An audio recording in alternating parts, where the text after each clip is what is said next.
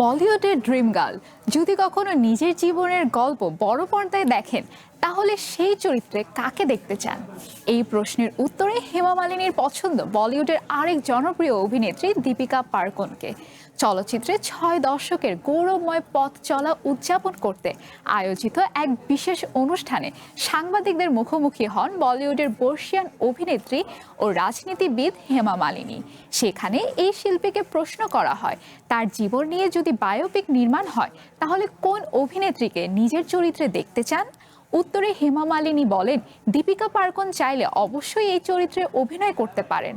তার ভাষায় দীপিকা একজন সুন্দরী ও প্রতিভাবান অভিনেত্রী, তবে যে কেউই এই চরিত্রে অভিনয় করতে পারে। হেমা মালিনী ও দীপিকার মধ্যে রয়েছে দীর্ঘদিনের একটি বিশেষ যোগসূত্র।